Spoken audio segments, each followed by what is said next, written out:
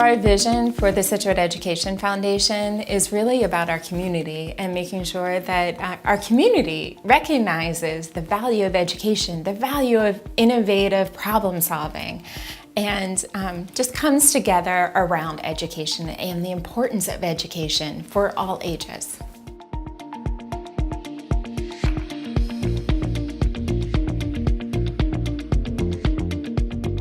I was selected for the Economic Development Commission of Scituate. And through that experience and the other experience I've had in town with working with the schools and volunteering for the schools, learned that Scituate was one of the only towns on the South Shore and in Massachusetts that doesn't have an education foundation. Before the foundation was officially formed, Jen and I spent numerous hours having conversations with key stakeholders in the community, people who are already making significant impact.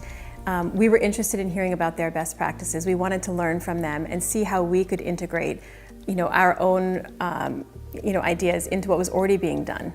SEF was designed specifically to be able to fund programs that support lifelong learning. So regardless of your age, that's the common thread that's happening in our community. We are all learners. We are all interested in education, learning a new skill, whether you're 0 or 100.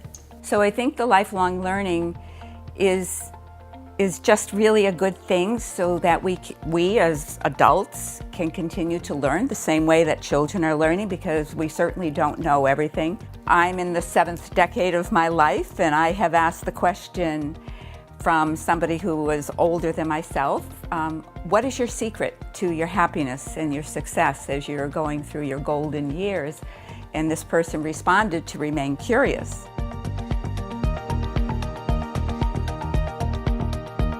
I always find that in conversations I have, these learning experiences, and I had a chance to sit down with Harvey Gates initially, and he told me his stories, and it was probably one of the most impactful learning experiences I've had, and it was just a conversation.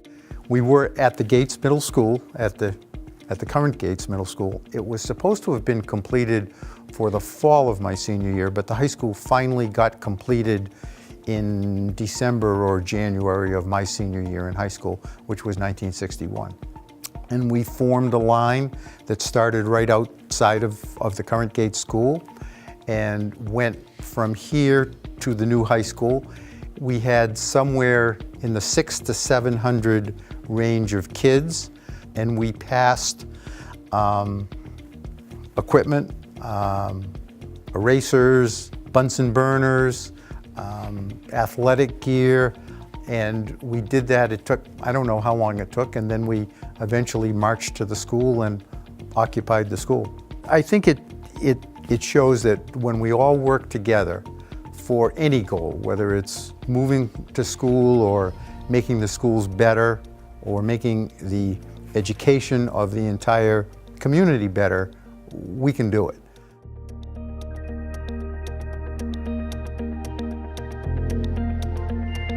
The projects that I've been involved with that are involved with foundations, that's what it has done, is created more of a community, because you're not just using sort of the resources in the building, you're using the resources in the entire community, and in the end it connects students in the school more strongly to people who are outside of the school but within the same community, and in the end you just have a stronger community.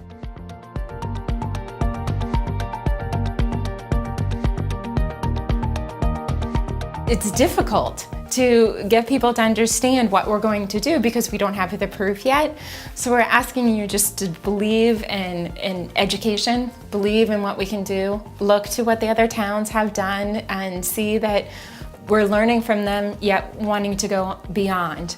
As I get older, and I know my husband the same thing, we really want to give back. I mean, we've been given this beautiful gift of living in this beautiful town, and now it's our turn to give back.